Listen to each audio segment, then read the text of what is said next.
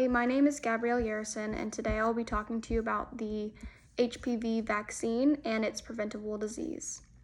Human papillomavirus, or HPV, is one of the most common viral infections. There are over 200 different types, with the highest risk type causing cancer if the infection persists. HPV can cause cancers of the cervix, vagina, vulva, anus, penis, and oropharynx, which includes parts of your throat.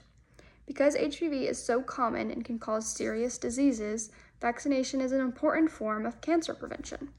One reason some parents and individuals are hesitant about the HPV vaccine is that HPV is commonly spread through intimate and sexual contact. Because the vaccine is routinely recommended for adolescents, some parents have worried that giving their child the vaccine could encourage sexual activity. However, this is not the purpose of this vaccine. The purpose is to protect people from HPV before they are exposed to the virus.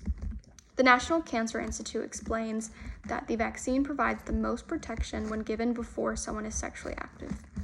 Another concern is vaccine safety. Some people have worried that HPV vaccine could cause serious health problems or affect fertility.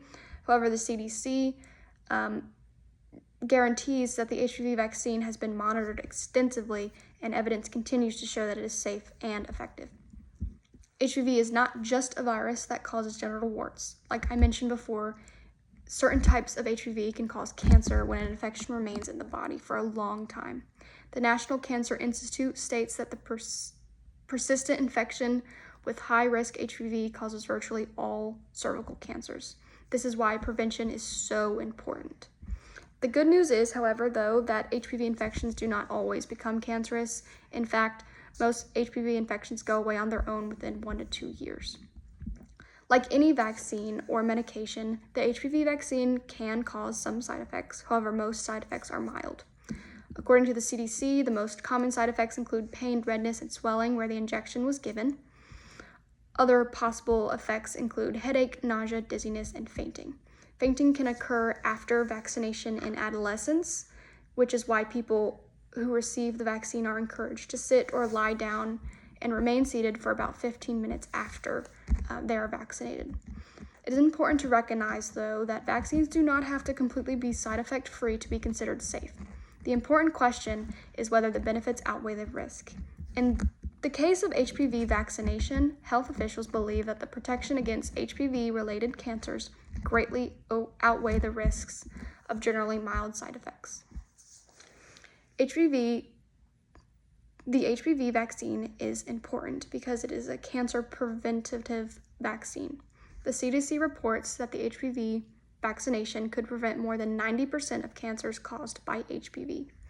The CDC also reports that HPV infections with the type that causes the most HPV cancers, are genital warts, have decreased substantially among vaccinated populations since the vaccine was introduced to the United States.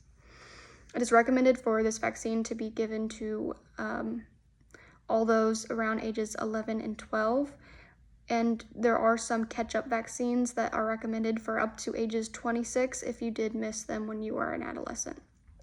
There's also some adults who can talk to their providers from ages 27 to 45 who can also benefit from getting the HPV vaccine. HPV vaccination is not about encouraging sexual activity.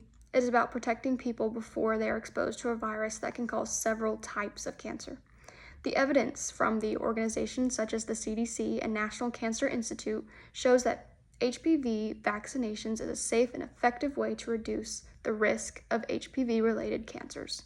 My message to someone who is hesitant about the HPV vaccine would be this: HPV vaccine is not simply a vaccine against a virus. It is a vaccine that helps prevent cancer. Thank you.